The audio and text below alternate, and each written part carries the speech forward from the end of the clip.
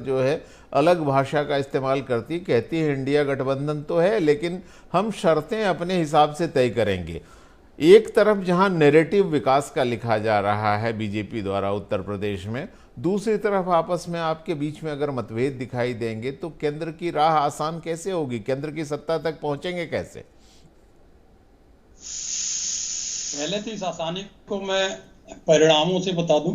जी पिछले जो 9 चुनाव हुए हैं लगातार सीक्वेंस में, वो सारी बीजेपी हारी है। अभी जो लेटेस्ट चुनाव हुआ लद्दाख परिषद का, जी वो बीजेपी और भारतीय जनता के इतिहास में सबसे हार। 26 सीटों में से 2 सीट बीजेपी को मिली है, 24 सीट एनडीए को मिली है। विकास और अपराध, इसके लिए भारत सरकार ने 2 आयोग बनाए हुए हैं, जी एक नीति आयोग, एक एनसीआरबी। इनकी बातों को मानना बहुत जरूरी है कि बात धरातल आता है। नीति आयोग की मान लें तो देश के 10 अच्छे शहर में से यूपी का एक भी नहीं है। नीति आयोग की मान लें तो 10 खराब शहरों में से यूपी के 2 शहर हैं। स्वास्थ्य सूचांक में उत्तर प्रदेश 19वें नंबर में है। गरीबी में देश के 3 निर्धन राज्यों में से एक है। जी तो ये तो कहता है नीति आयोग। और जो कहता है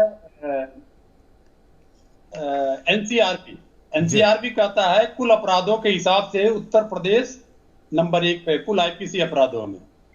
हत्या के मामले में प्रथम है, महिलाओं के खिलाफ अपराध के मामले में और बच्चियों के अपराध के मामले में प्रथम है, बलात्कार के मामले में तीसरे स्थान पे है, दहेज हत्या में प्रथम है और 33% दहेज हत्याएं केवल उत्तर प्रदेश में होती है।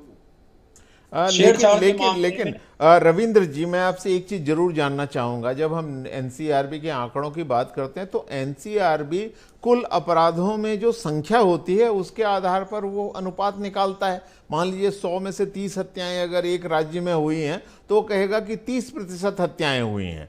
लेकिन बाकी राज्यों की आबादी की तुलना में उत्तर प्रदेश एक बड़ा राज्य भी तो है, तो निश्चित तौर पर आंकड़े भी उसी अनुपात में बढ़ेंगे।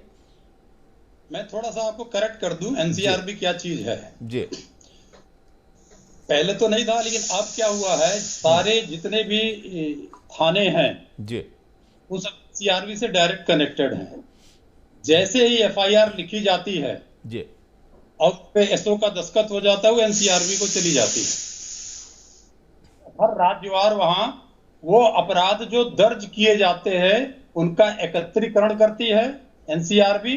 फिर उनको क्राइम वाइज अलग अलग ढंग से करती है। क्राइम 2 हैं, एक आईपीसी क्राइम है, एक एसएसएल क्राइम है जी। फिर उसमें अलग अलग धाराओं के हिसाब से करती है।